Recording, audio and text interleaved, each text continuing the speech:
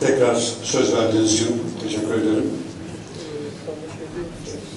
Öncelikle Muhittin Bey'in açıklamasından etkilendiğimi, Sayın Başkan'ın konuşmasından etkilendiğimi ifade etmek isterim. Muhittin Bey dedi, eğri oturalım, doğru konuşalım. Gerçekler bunlar dedi, hakikaten hepimizin beyninden akşetti. Teşekkürler.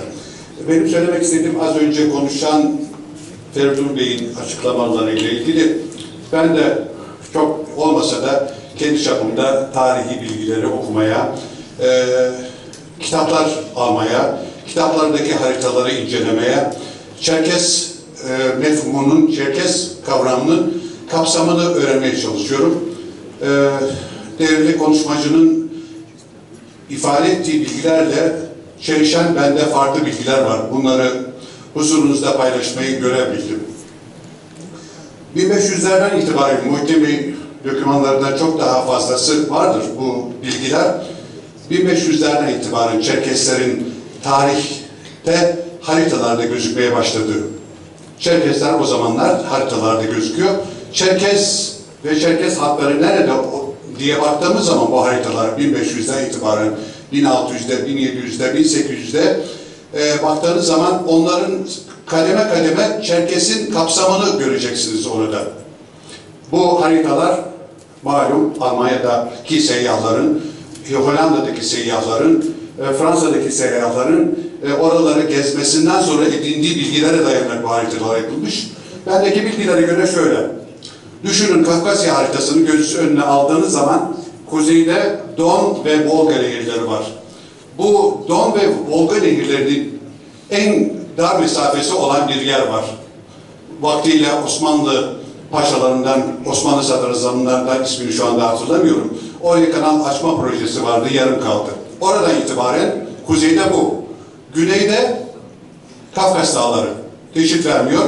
Gagra'dan başlıyor, Karadeniz'deki Gagra'dan başlıyor ki çok sarp bir kıyıdır. Öbür taraftan Demirkapı dediğimiz Dağıstan'ın bir bölgesi. Kuzeyi tamamen hapsedilmiş bir yer. Benim gördüğüm kitaplarda Çerkesya, Sirkazya dedikleri yer burası oluyor. Şu anda Adigelerin yaşadığı, Adigelerin bulunduğu yerler hiçbir zaman burası Sirkazya, burası Çerkesistan ve öbür taraflar başka yer demiyor. Tam ortasında yayılmış olarak Çerkesya, Sirkazya dedikleri yer burası. Baktığınız zaman yine haritalarda detaylı göreceksiniz. Arzu edenler bu haritaları gösterebilirim. Sirkazyan population diyor. Yani Çerkes halkları diyor. Çerkes halkı demiyor, Çerkes halkları diyor. Çerkes halkları diyor. Bu biri de öyle, ikisinde öyle, Hollanda'dakinden öyle bir de. Ne oldu? Ne yaptı? Kuzeyden Ruslar gelmeye başladı. Ve Don ve Volga nehirlerinden aşağı inerlerken işgal ettiği bölge dediler ki burası Çerkesya değil, kalan kısım Çerkesya. Neresi orası? İşte kuzeyde oturan diğer halklar. Daha sonra geldi, Dağıstan'a geldi. Dağıstan artık Çerkesya sınırları içerisinde değil. Daha sonra diğerleri de geldi. Nereye kadar? 1800'lere kadar geldiği zaman kalan kısım Karadeniz'e doğru batı kısmı kaldı. Hatta Kabartay bile bu haritanın içine çıkmak üzere. Bu sadece Kabartay bölgesi ve Kuban bölgesi Çerkesistan kaldı. Şu anda Çerkesistan dediğimiz yerde Adigeler kaldı. En son Rusların işgal ettiği bölge Adigelerdir. Adige halkının dışında kalan Çeçeni de, Dağıstan'ı da, Osset'i de, diğerleri de tümüyle Adigelerin işgal edilmesinden çok önceleri yapılmıştır. Ruslar her işgal ettiği bölgeye o halkın adını koydular. Burası Çeçenistan, burası Dağıstan, burası başka bir yer, burası başka bir yer, buraya Ossetya. Bunun gibi. En son kalan yer neresi? İşte Kabartay bölgesi ve de Ali bölgesi.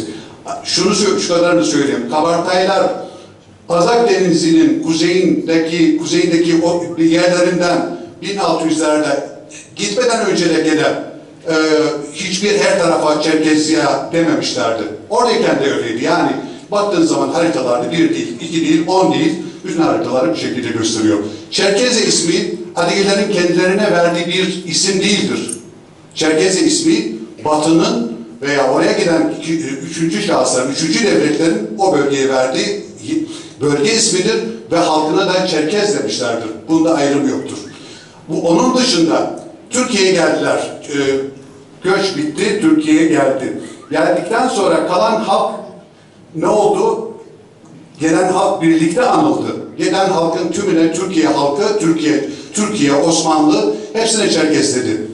Ne zamana kadar? Abhazya'nın işgaline kadar hepsi Çerkez'di. Abhazya da Çerkez'di, Abazılar da Çerkez'di, diğerleri de Çerkez'di. Ne zaman Abhazya işgal etti? Bu defa Çerkez-Adige ayrımı ortaya çıktı. Şimdi o yetmiyor, Ubuklar da ayrı diye demeye başladılar. Bu tamamen Rusların politikalarının icabı, onların menfaatine göre ayarlanmış bir politikadır. Bu politikayı bulmanın gereği yok. Teşekkürler. Bir de şu hususu hatırlatayım. Berko Paşa'nın bir lafı vardır. Hepimiz bilirsiniz. Her Adige Çerkes'tir ama her Çerkes Adige değildir. Teşekkürler.